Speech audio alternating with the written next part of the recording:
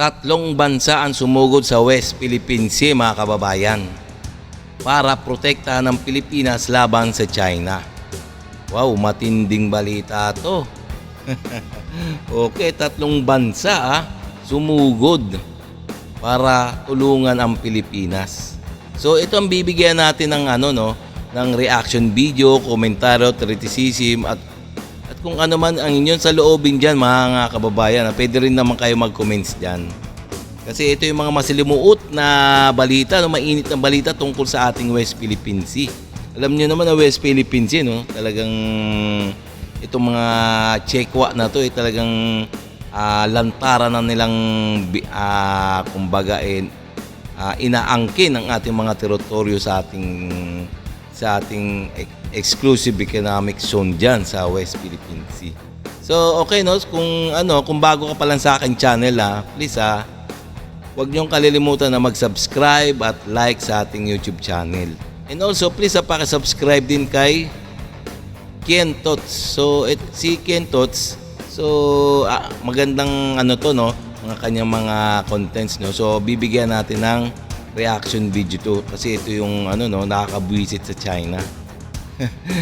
Talagang inaangkin ng teritoryo natin. Okay, no? So please don't forget to subscribe our YouTube channel. Okay, umpisa na natin.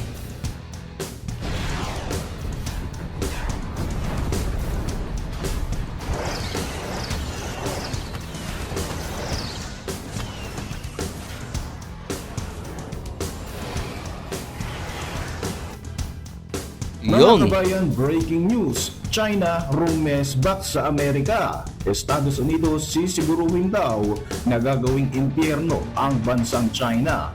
Hukbong pangdagat at mga eroplanong mandirigma ng Australia, Japan at Amerika sumugod na sa West Philippine Sea para suportahan ang Pilipinas laban sa mga aksyon ng bansang China. Alyansa at pagpapalakas sa mga kakayahang pangdepensa ng Pilipinas at New Zealand niluluto na. Panibagong pangmalakasang armas mula sa Israel na Spider missile system planong ipadala sa Pilipinas. Ako po si Royzen, welcome sa Ken Thoughts. Kung hilig mo ang mga ganitong videos, mag-like at mag-subscribe para lagi kang updated sa mga susunod na upload.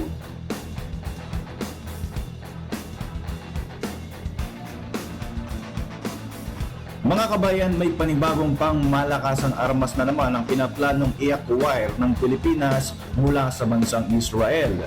Ito na nga ang Spider SR or ER Surface-to-Air Missile System at pinaplano itong ilagay ng Pilipinas bilang Shore-Based Air Defense System bilang paghahanda dahil sa patuloy pa rin na pagtaas ng tensyon sa pagitan ng China at ng ating bansa.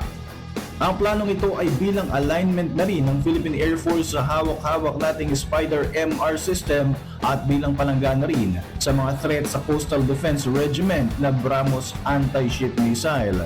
Ang Spider system ng Israel ay may apat na variant: Spider SR o Short Range, Spider ER o Extended Range, MR o Medium Range at LR o ang Long Range na ginawa ng Rafael Advanced Defense Systems na siya ring creator ng Iron Dome na proven and tested pagdating sa mga digmaan. Yes, tama, no, mga kababayan. Tingnan nyo, itong mga bibili ng ating Armed Forces of the Philippines, yung malalakas na armas na yan, air defense na galing sa Israel. Matitinding armas yan, no? Talagang lubugan yung mga Chekwa yan. Sa pamamagitan ng mga defense systems nito, mga kabayan, kaya nitong i-intercept ang mga threat kagaya ng aircraft, helicopters, unmanned aerial vehicles, guided munitions at maging mga missiles ng kalaban. Sa mga nakalipas na mga taon, bumili ang Pilipinas ng medium range system at inilagay nga ito sa Basa Air Base sa Pampanga. Samantala, inanunsyo ng People's Republic of China ang kanilang pag-resback o paghihiganti laban sa Estados Unidos matapos nga nitong patawan ng 10% na taripa ang lahat ng mga Chinese goods o product na papasok sa Amerika.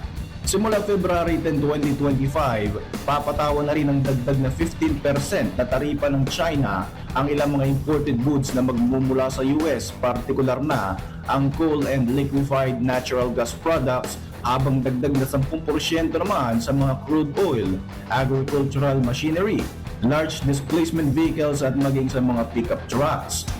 Grabe tong China, no? Gumaya din sa Amerika, no? Nagtaas na rin ng taripa. Talaga itong mga China, no? Gaya-gaya lang talaga, no? Wala silang originality. Ikinukonsidera pa nga ng China na magaan pa raw ang kanilang paghihiganti laban sa Amerika dahil Oo, ah. ilang produkto lamang ang kanilang ininamay, hindi kagaya ng US na lahat ng Chinese goods ay may karagdagang ipinataw na taripa na talaga namang ikinagalit nga ng PRC. Hindi naman nababahala si US President Donald Trump sa hakbang na ito na ginawa ng China, bagkus ay sinabi pa nga nito na sinamantala raw ni Xi Jinping ang nakarang administrasyon at nagkaroon ng $1 trillion in deficit ang Amerika dahil sa China sa nakalipas na mga taon. Naglunsad naman ng mga barko at eroplanong mandirigma ang Pilipinas, Australia, Japan at Amerika Yun. patungo sa exclusive economic zone ng ating bansa sa bahagi ng West Philippine Sea para ipakita ng ating mga kaalyado ang kanilang pagsuporta sa Maynila dahil pa rin sa mga harassment and provocative actions ng bansang China at sa kagustuhan nga ng mga bansang ito na palakasin ang regional and international cooperation para sa ligtas at bukas na Indo-Pacific. Ito na nga ang ika-6 na multilateral maritime cooperative activity ng 4 na mga bansang ito kung saan nagsama-sama ang mga assets ng 4 na mga bansa para masisigurong magkakaroon tayo ng interoperability at maayos na kooperasyon bilang paghahanda sa mga banta ng China. Sa kabila nga ng mga mas lumalalang tensyon sa West Philippine Sea, patuloy ang pakikipag-alyansa ng Pilipinas sa iba't ibang mga kaalyadong bansa para mas mapalakas pa ang ating defensive capability. Yes. Kabilang na nga rito ang potensyal na status of Visiting Forces Agreement kasama ang New Zealand. Nagsimula na nga ang formal na negosasyon para dito noon pang 2023 para masigurong maka-counter ng mga bansa sa Indo-Pacific ang illegal na ginagawang pagpapalawak ng impluwensya ng China sa ating rehiyon. Nandyan din mga kabayan ang negosasyon para sa defensive alliances sa mga bansang Canada at France na talaga namang magiging napaka-importanting mga kaalyado sakaling ile-level up nga ng China ang mga ginagawa nitong illegal at delikadong aksyon laban sa ating bansa. Sa kasalukuyan, mayroon ng 3 defense alliances ang Pilipinas. Ito ay sa United States, Australia at Japan. Lumipad naman ang 3 F-A-50 fighter aircraft ng ating bansang Pilipinas at 2 US B-1 bomber aircraft ng Amerika at umikot ito sa bahagi ng Scarborough Shoal kung saan nananatili ang mga barko ng China Coast Guard at Chinese Navy vessels. Dahil nga sa mga sinasagawang hakbang ng Pilipinas, muli na namang umalma ang China at pinagbibintangan pa tayo na siya daw nagpapasimula ng kaguluhan sa Indo-Pacific region. Ibang klase talaga tong China, no? Tayo pa raw nagpapasimuno ng gulo. Sila nga ang nagpapasimuno at sino ba ang nagwa-water cannon, nagle-laser, nagbabangga. Di ba sila naman? Mga ugok pala tong mga China, no? Mga loko-loko. Sa kasalukuyan ay patuloy pa rin mga kabayan ang illegal na pananatili ng mga barko ng China sa loob ng ating EEZ. At sa katunayan, namataan pa nga ang higanting Chinese Navy warship malapit sa Sulu Sea na minomonitor na nga ng Philippine Navy. Habang papalapit sa Mindanao, sinalubong ang mga barkong ito ng Philippine Navy Norman Reconnaissance Plane, BRP Andres Bonifacio at BRP Apolinario Mabini mula sa Western Mindanao Command. Mga kabayan, talaga namang hindi na nga nagpapatumpik-tumpik pa ang China at gusto na yata talagang gawing probinsya ang Pilipinas. Sa mga pinakahuling report hinggil sa illegal na pananatili ng mga barko ng China Coast Guard sa loob ng ating exclusive economic zone, sinabi ng PCG na namataan ang 2 CCG vessel na halos 34 nautical miles na lamang ang layo mula sa baybayin ng Pangasinan. Gamit ng mga dark vessel detection program, nadiskubre ng PCG ang illegal na presensya ng mga barko ng China kaya't agad nga na nagpadala ang pamunuan ng PCG ng air assets katulad ng Islander aircraft sa lugar para kumpirmahin ang report na ito. Dito nga ay kumpirmadong namataan ang CCG Vessel 3301 at CCG Vessel 3104 na ilang kilometro na lamang ang layo mula sa ating kalupaan, kaya agad na nagsagawa ng radio challenge ang PCG para ipagtabuyan ang mga barko ng China. Gayunpaman, hindi nga ito pinansin ng CCG mga kabayan at talaga namang ipinadala na rin ng PCG ang BRP Cabra at BRP Bagakay sa Pangasinan upang tumulong na nga sa pagtataboy sa mga barko ng Chinese Coast Guard. Kung inyong matatandaan ay halos isang buwan na ginagawa ng China ang illegal nga na pananatili ng kanilang mga barko sa ating mga territorial waters.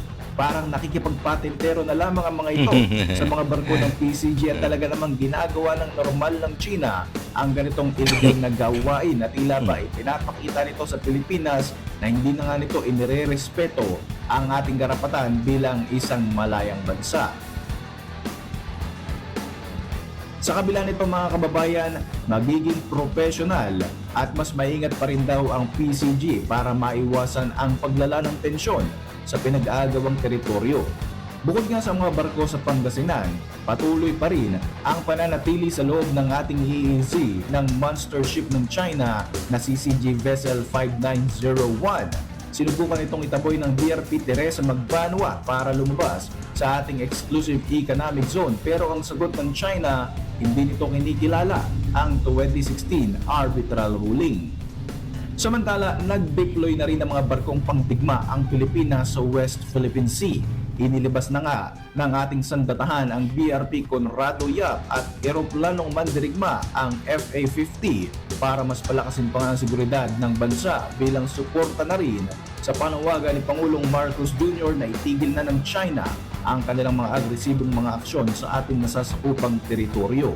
Bukod nga rito mga kabayan, ayon sa Philippine News Agency, nagmo-monitor na rin ang guided missile frigate na BRP Jose Rizal sa galaw ng mga barko ng Chinese Navy sa Baho de Masinloc o Scarborough Shoal sa West Philippine Sea. Binigyan rin ng warning ng barkong pandigma ng Pilipinas ang tatlong Chinese warship na Jiangkai II class frigate Dali na talaga namang iniisang tabi ang international law at nagiging sanhi na nga ng pagtaas ng tensyon sa Indo-Pacific region. Nagiging aktibo na rin ang Chinese military sa pagmamonitor sa galaw ng US at Pilipinas sa mga nakalipas na mga taon, partikular na sa Pag-asa Island. Ayon pa nga sa China ay kumikilos na mga US troops sa West Philippine Sea na pagpapakita raw ng banta laban sa mga Chinese forces.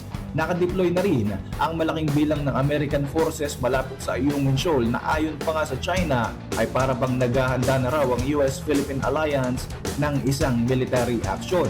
Inaasahan sa pagpasok naman ng buwan ng Pebrero taong kasalukuyan ay magkakaroon ng joint maritime exercises ang dalawang bansa at siguradong hindi nga ito palalampasin ng Chinese government.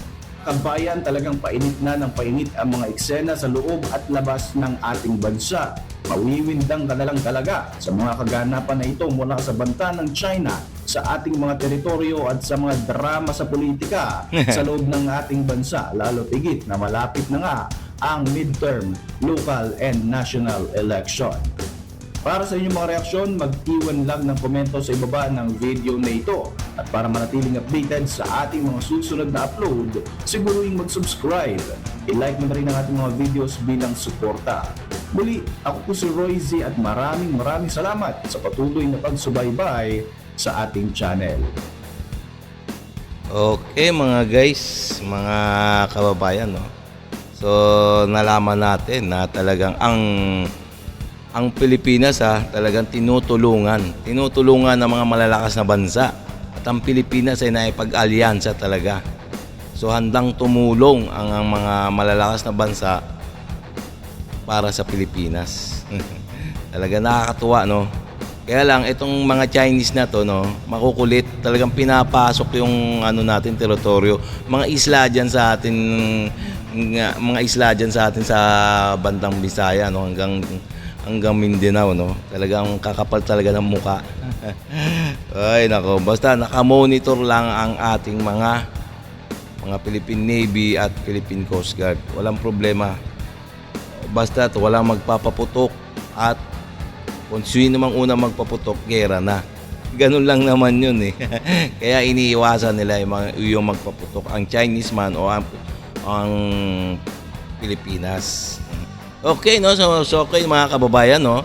Kung kung nagustuhan nyo yung mga ganitong mga reaction video, huwag nyo naman kalilimutan mag-subscribe at like sa ating YouTube channel. Okay? Para ma-update pa kayo sa mga video na aking pang i-upload.